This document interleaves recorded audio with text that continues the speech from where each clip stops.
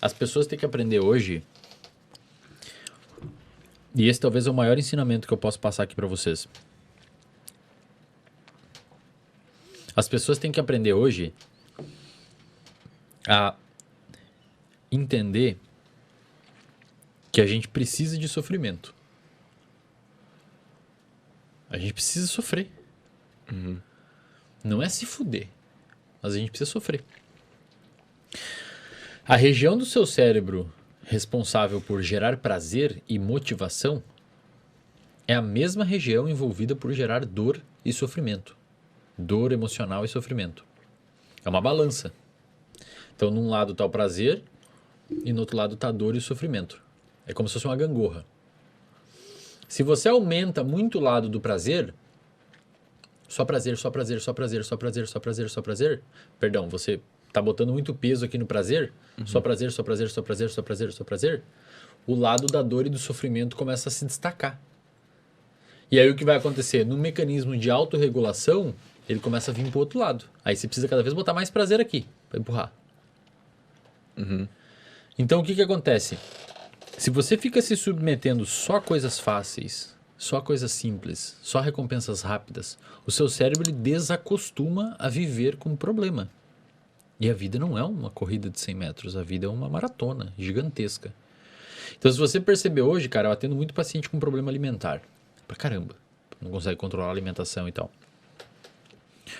90% deles, cara, eles comem por uma fome emocional e não fisiológica. A pessoa não tem fome. Ela come muitas vezes porque está entediada. As pessoas perderam a capacidade de viver com tédio, bicho. Sabe o tédio? Porque hoje uma criança de 6 anos, acho que vem em uma semana mais informação na vida dela do que um adulto de 1930 a vida inteira. No telefone. O TikTok ali... É tudo ali, cara. O TikTok é luz pra caramba. Inclusive saiu um estudo mostrando que aumenta a dopamina e tal. Fica ali, você quer rolar, fica ali. E, cara, isso tá ensinando o nosso cérebro a não viver mais no tédio. E as pessoas têm que entender que se você desbalançar esse negócio, se você botar só prazer, só prazer, só prazer, o tédio, ele vai, a dor e o sofrimento vai começar a empurrar pro outro lado. Então, na ausência do prazer, você não sabe fazer mais nada. Dói pra você não ter aquilo. Não ter prazer começa a doer. Tipo, quando tu vai, sei lá, fazer cocô e tu não leva o celular, mano. E tu fica agoniado. Exato. Você desaprendeu a apreciar ficar uma boa cagada. Boa, cara. Ficar de boa. Tomar um café, velho. Tem paciente meu que eu falo, ó, sua tarefa essa semana toda, eles dão risada e depois eles voltam uma semana e não conseguem fazer.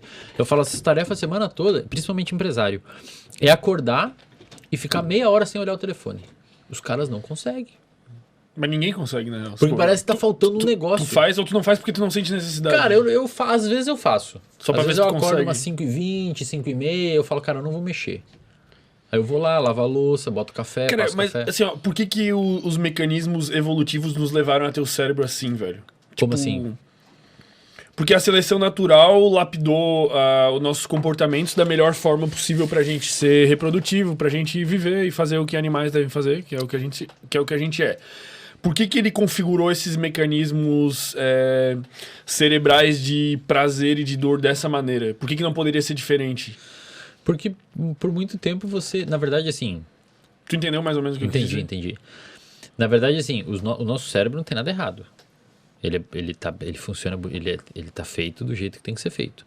O problema é a sociedade que a gente construiu e o ambiente. Lembra que eu falei lá no início? Quem determina isso daqui é o ambiente. Não é necessariamente... O nosso cérebro é uma bolota de células jogada dentro de um ambiente e, inclusive, ele é conectado em rede. O meu cérebro está conectado com o de vocês agora. Dependendo do que eu falar, eu posso alterar a produção de neurotransmissores no seu cérebro. A gente está conectado. Se eu falar assim, presta atenção no seu pé tocando o chão agora, a sua atenção foi pro seu pé. Você não estava prestando atenção na sua camisa tocando o seu corpo. Presta agora atenção você tá. na respiração. Então, o nosso cérebro está conectado em rede. Nós somos uma estrutura em rede. Sacou? Então, o nosso cérebro não tem nada de errado, cara. O problema é a sociedade que a gente construiu. E aí, o que acontece? O nosso cérebro, ele não foi constituído para viver num ambiente com tanto estímulo. Por exemplo, isso aqui que a gente tem aqui agora, esse monte de luz, 9h19 da noite, não é normal. O próprio relógio. O próprio relógio não é normal. O nosso cérebro, durante 99% da nossa tempo como hominídeo aqui na Terra, e como Homo sapiens sapiens, ele nunca teve luz nesse horário entrando no olho. No máximo ia ser uma luz de uma fogueira amarela, pequena, não tão forte, e as pessoas estariam conversando como a gente está agora numa caverna, contando história. Mas nessa época eles tinham muito menos fatores estressores. Não fatores estressores tinham um monte. Mas eles tinham muito menos problemas, assim, desencadeados por esse excesso de... É que na realidade, naquela época, cara, o sistema ele funcionava perfeitamente porque ele foi desenvolvido. Um caçador-coletor, ele ficava estressado quando? Quando ele tinha muita fome, Quando precisava que ficar começou a dar estressado, né? problema, ou Eles alguém atacava eles ele. viviam melhor que nós. Tipo, eles se sentiam melhor, vamos supor. Eu não sei se eles se sentiam melhor e também não sei se viviam melhor. Aí que tá, eu sou um grande depende. Se tudo que você me perguntar, eu vou falar depende. Porque, cara, com 30 anos, caía seus dentes naquela época, tá ligado? Então a gente não é que eles viviam melhor. E a expectativa de vida era bem baixa.